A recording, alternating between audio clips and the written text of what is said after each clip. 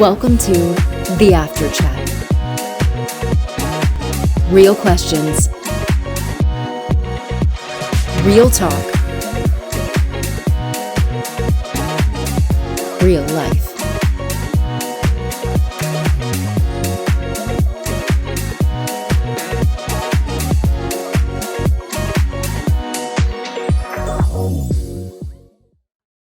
Young people have rhythm? Yeah. See? I don't have any. Not at all. Well, hey there. Thank you for joining us for the After Chat. We're so glad that you're watching or listening from wherever you are right now. I'm your host, Stuart Britton. I'm here with my co-host, Ellis Hobson, and we have some awesome guests here with us today. We have Lauren Hertzler with us and Bill Whitworth and Daylene Cruz. We're just so glad that y'all would be here today. So, you know, y'all probably heard Ellis in the past couple episodes. You sometimes, man, you ask some what you call serious questions, but they're really not. What do you mean? They are serious. What sound a seal makes, that's really not that. Come on, Maybe not that one. All right, fair enough. So I think you have a question for us today that sort of ties into what we're going to be talking about. It does. Yeah, you'll have to just stay with me. It'll make sense. Indiana Jones or National Treasure? Oh, I got to pick one. Yeah, you got to pick one. Well, I've never watched most of the Indiana Jones. I've seen about half of a movie and Half of one of them? Yeah, half of one of them. Okay. And I didn't think it was that great. But we're big National Treasure fans, so I'm gonna go with that. Okay. Indiana Jones. Indiana Jones. Yes. Which one's your favorite one? The Last Crusade one. The Last Crusade? Sean Connery's in there. Yes. It's probably my favorite one, too. Mine as well, Indiana Jones. The Last Crusade is kind of like a classic. It is. Yep. Y'all can't be counting The Kingdom of the Crystal Skull. That one is so bad. Anyways, National Treasure. That's my pick. Treasure. But there were how many more that, were better That's than that? fair. So, okay. But I can't get down with that one. I'm Okay, sorry. well, apparently this side over here, this is Indiana. And I can't believe Yes. you haven't watched them. No. You skip the fourth one. It's not good. Don't worry about I'll that just one. skip them all. She said she watched half of one of them. That's enough for her, right? Yeah. Well, the thing about these movies are that the characters in these movies were seeking out treasures or symbols of the past.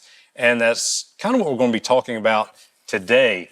So as you've journeyed through your faith, let me ask you, what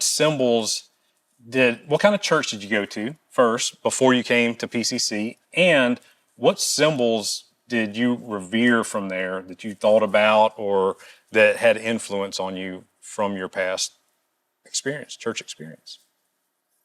Now, before you start, just for the record, we're not here to bash any churches or anything like that. We're just here to have a real and compelling conversation about our experience and how these symbols from church have affected our lives. So, Lauren, you were getting ready to say. Yeah. I grew up in a Mennonite church. And my parents split when I was little, so I spent my time going to a Mennonite church one week and coming to PCC the next. Oh, okay. So most of my childhood was spent in the Mennonite church, but I was split. So church for me growing up looked a lot like Sunday school. Everybody went to Sunday school, and then everybody went to the service. That was a very long experience for a small child. So it was a lot of sitting straight up in a pew, and if you got too loud, your mom leaned over and pinched you on the knee. Now, some people watching or listening may not know what a pew Yes, is. it's a wooden bench. We luckily had cushions on ours. Oh, you did? Yeah, okay. we did. Yeah, We were high class. Yeah. So That's right. yes, but Sunday school was a lot of memorizing verses and remembering the order of the books of the Bible. I grew up with the same 3 kids in my Sunday school class growing up, and they were the kids I hung out with during the week. And So your during symbols are of the whole just Sunday school experience. Yes, and it all was that. very much built around that for us. Because the big church wasn't geared towards small kids, even though we were all in there. We might occasionally have a children's moment in it where we all got to sit up front for 5 or 10 minutes and we got a lollipop at the end. But it was a lot of just sitting there and listening to really in-depth scripture and stuff like that. I got you. That was not very entertaining for a 4-year-old. And then learning all the hymns that went with that. Okay. Sounds much like a Catholic church. I grew up in the Catholic church in New York many years ago, and my mother was a Catholic, my father was a Protestant, but we wound up going to Catholic church, and it was not a good experience for me. It was nothing that I really enjoyed, and I think Ellis kind of mentioned it earlier there that the symbol that I would use there would be the exit sign. Right. I wanted to get out of there and never look back. But I kind of switched over as I became a teenager and moved into the Baptist church and Presbyterian, Methodist, kind of getting a feel for it.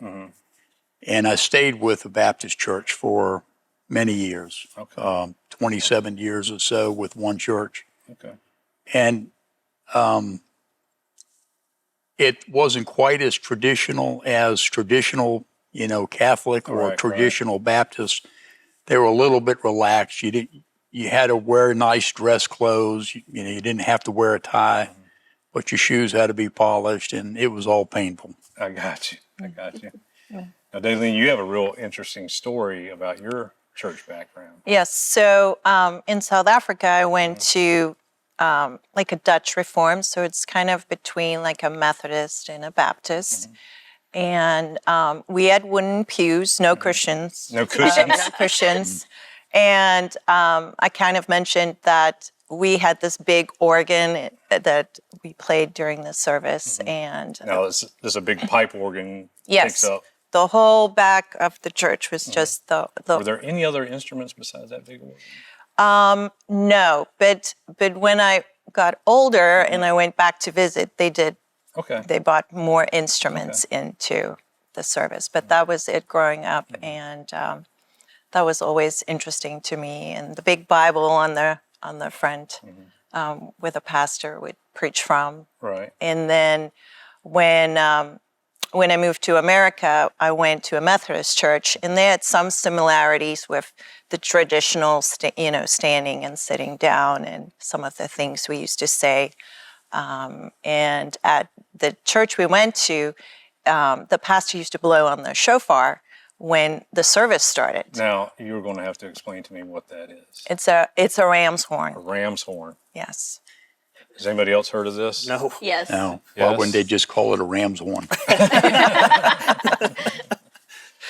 Because you got to, have some mystery there, I guess. I don't know the origin of that word. Does anybody know the origin of that? I don't know either. What know. does if that sound like? That's you go. excruciating. So for those of you that are watching or listening, that is what a ram's horn sounds like, and we are going to take your word for that, Lauren. Was that in the program? Blowing of the ram's horn? No.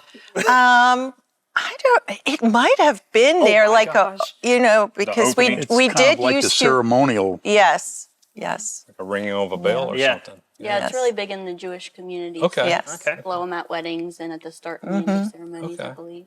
Yeah. Well, I didn't grow up in church. My parents grew up Catholic, but they kind of abandoned it in their early 20s. My grandmother on my dad's side was super Catholic. And so she would make us go every once in a while for Christmas or Easter or whatever.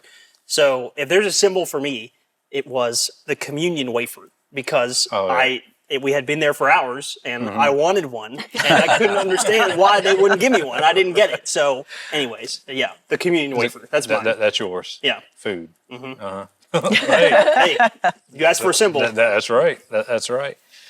Well, hey, in Pastor Brian's recent message, he shares about how Jesus ruthlessly changes history by taking a symbol of the past and ruthlessly revising that. And so we're going to take a clip from his message where he talks about how our church has done this. We're going to watch that and then come back and talk about it.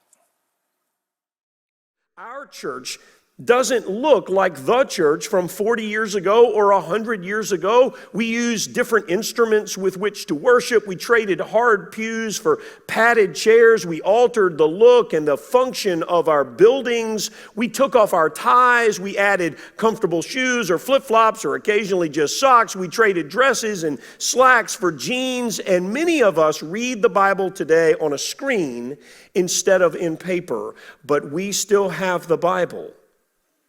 And we still have worship. And we still seek out and bow down to and claim the name of and the divinity of Jesus. We revered the sacred symbols and we ruthlessly revised them. For the record, this is an important point. Jesus didn't need revision. But the way we approached him, the worship that we used, and other things, that did.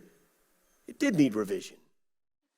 Well, I really love what he said there at the end, don't you? That Jesus does not need revision, but how we approach him does.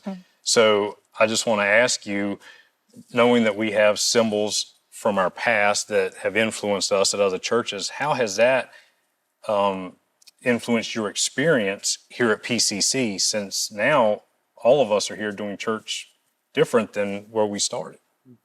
So how has that influenced your experience here at PCC? I think for me, growing up, much like Daleen was saying, church was a very serious experience. We didn't have instruments in the church that I grew up in. We had a guitar and they had a piano. And from my understanding, when they brought the piano into it, the church was split on that. They weren't sure if they would bring a piano in. But by the time that I was born, we had a piano. And that was it. So coming to PCC was a much different experience. You had the drums, you had the bass guitars and all the loud instruments, whereas before you just use your voices, which is a beautiful experience, but it's a different experience. And just coming into a space where God could be fun. He could be fun. That's one of the things I love about our church, is that it's a fun experience. And we're teaching our kids that it can be fun, and it's can be a serious experience too, but God doesn't want us to not have fun. Right. So did you find, you said that it was just a piano and your voices, so did you ever experience that time when it was fun, though? You know, I mean, were you able to find that space then, you know, or do you just look at today as we're way more fun, you know? I very much still appreciate a good hymn. Yeah. And getting to experience that. There's something so beautiful about the harmonies and just the peacefulness of it. Yeah. But like I said, it's just a different experience, and getting to be in an environment where it's loud and you can't hear yourself sing, and that's what I like about around it. you. That's what people around me like too. Yeah. Because they cannot hear me sing. They like that they can't hear me sing. That's just, and the room's dark. You feel like you're by yourself, whereas in the church that I grew up in, the lights were on, and a lot of people like that. But for me, that made me really uncomfortable because I felt like everybody was looking at me. And it wasn't as much there wasn't as much movement. It was you stand still and you sing. I got you. And that was really hard for me to express myself in worship. To feel comfortable raising my hand or anything like that, any kind of movement. I was very uncomfortable because I felt like I was the only one there who was doing that, and everybody would look at me. Yeah. Can y'all relate to that? Yeah, I think what kind of attracted me to PCC is that through the stages, you know, the different churches I've gone, I think I've grown in my faith, and maybe I was on a different stage. Okay. So it's kind of built, it's slowly changed and built. For me, the sense of community at PCC is that it was kind of like home, and there was more of a feeling of connection versus from the more traditional church that I grew up with. Since I was new coming to Powhatan, I just felt more that it was like home, and I could do life with people that came to church. And we were kind of in the same like life stage when I start, you know, little kids and a lot of new people that come to the community. got you. So Yeah, there were people like you that you could connect yes, with. and here. so You said before that in the different stages that you were in earlier in your young life and young spiritual life, that those churches still that you were part of laid that foundation. Though, Yes. do you feel that they laid that foundation for your faith? absolutely, absolutely. I feel that just I feel like growth happens in different stages, and at PCC, it's just been a different. I'm still learning about Jesus, and my faith is growing. Just versus my youth versus my early 20s when I moved, to America. It's just been different. But So, about what age? You said early 20s is when you came to America? Is that when you came yes, to- like So is mid that- 20s. Mid 20s. So is that the time when you started looking? I know you said earlier you said that you started a Methodist church. So how long after that did you start looking for other churches? Maybe like PCC.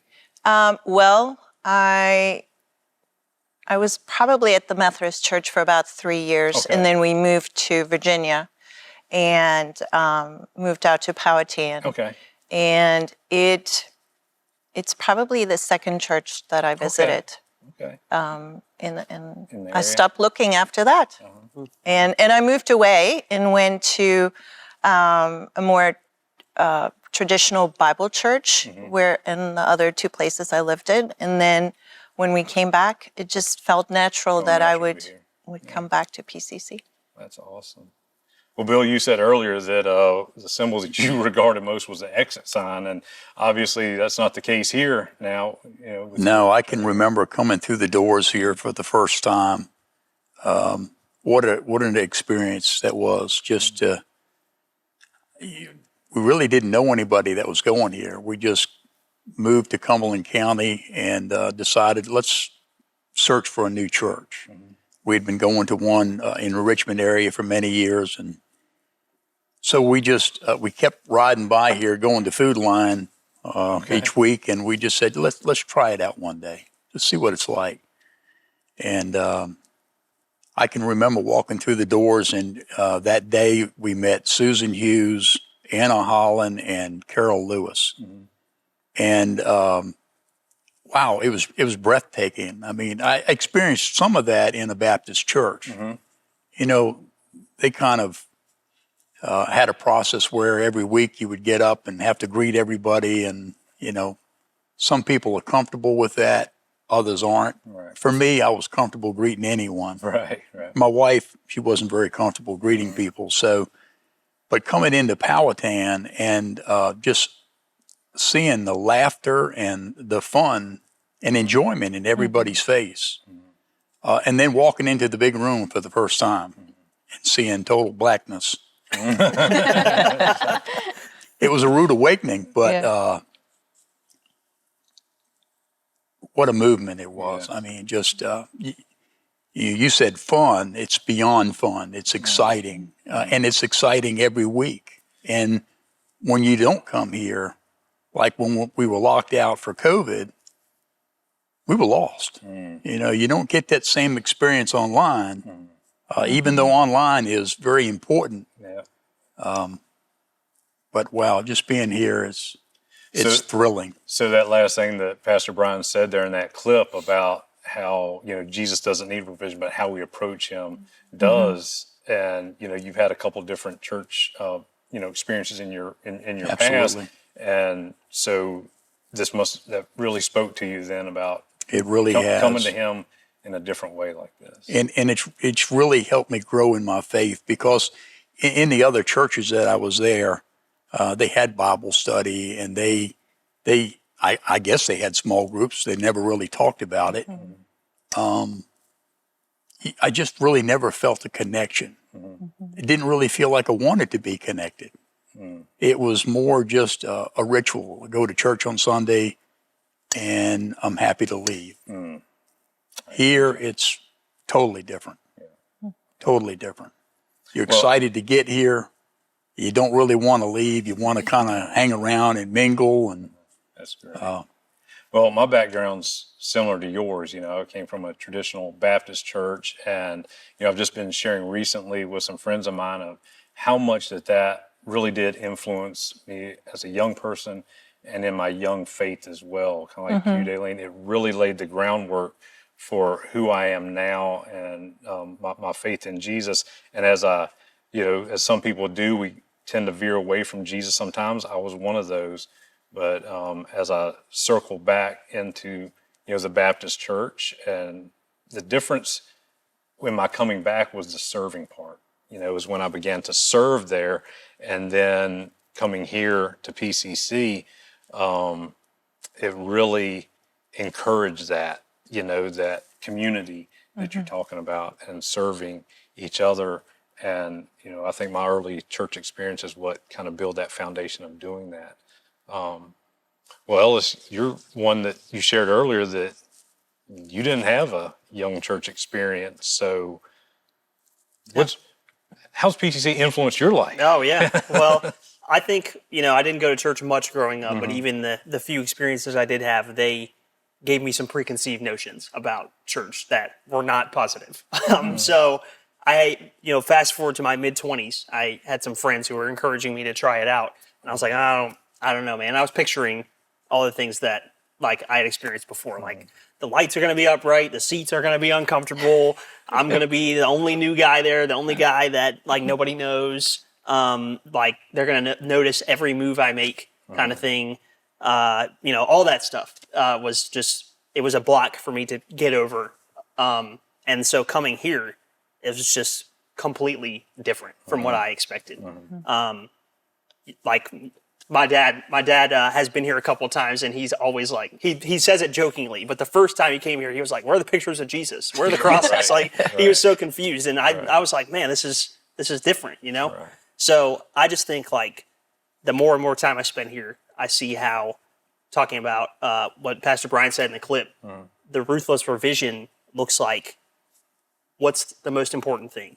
And let's take everything else away. Everything that doesn't have to be in place, everything that's like rooted in tradition, tied to the past, let's take that away. Let's focus on the most important thing. And let's make everything else about people feeling welcome and getting connected. Yeah. And it worked for me. And the reason we do that, and for those of you who are watching or listening, the reason we do exactly what Ellis just said is because our church is focused on one mission. Yeah. We exist to reach people who don't go to church. That's right. Church people. Yeah. And so has that mission, did that influence you in, making this your home? Absolutely. Yeah. Absolutely has. And it makes me want to help others to experience the same thing. Yeah. I try to encourage others that are used to going to a traditional church just to stop in here and just try it out. Just give it a chance. Yeah. Because I think so many people are lost in that journey of they go to the old church in the old tradition ways, and so they don't go at all. So I think what's different about PCC, I think it's important to say, like, we're not here to tell you that PCC is the best church ever. Or like that we're the only ones who know how to do this well, because that's not true. We say around here that there are many different churches for many different people. Oh, that's right. Yeah. But I think like what's different about here is you mentioned the one mission, and something I've heard Pastor Brian say before is the mission is most important, not the method. Like focus on the mission, not the method. I can't remember exactly how he said it, but something to that effect. So I feel like there are a lot of different churches out there who share a similar mission, but they have certain methods that influence how they go about carrying out that mission. Whereas, we have things that we do every week too, and do over the course of a year, but we'll pivot and flex to do anything to accomplish the one mission. That's right. So. That's right. Well, hey, for those of you watching or listening, wherever you are right now, maybe it's been a while since you've been to church, and that's okay. Or maybe our conversation today has made you question why you haven't been there. Maybe some of those symbols that maybe you're looking to radically change your perspective of. If you have questions about that, we would love to connect with you. I want to encourage you to go to our show description. There's a link there for our website where you can click on that and connect with us. But for those of you that are out there that may still be investigating who Jesus is, maybe you don't even know what church looks like for you right now. Like we said about our mission, our whole church exists just for you, and we would love to connect with you. Once again, that link to our website is there in the show description. If you click on that, you can actually look and see if there's a physical campus near you, or you can join us at our online campus as well. But I hope that you'll consider doing that, clicking that link, checking us out. And hey, I want y'all to come back next week as we're going to be discussing how Jesus radically changed history with something that he did. And we hope you'll come back for the next After Chat. Thanks for joining us for The After Chat. If you enjoyed this episode, share it with others, post about it on social media, or leave a rating and review. To be the first to hear our next episode, be sure to hit the subscribe button to get notifications for new content. You can also follow us on social media on Instagram at PCC Wired and Facebook at Passion Community Church. For additional resources and links, check out the description. Thanks again, and we'll see you next time on The After Chat.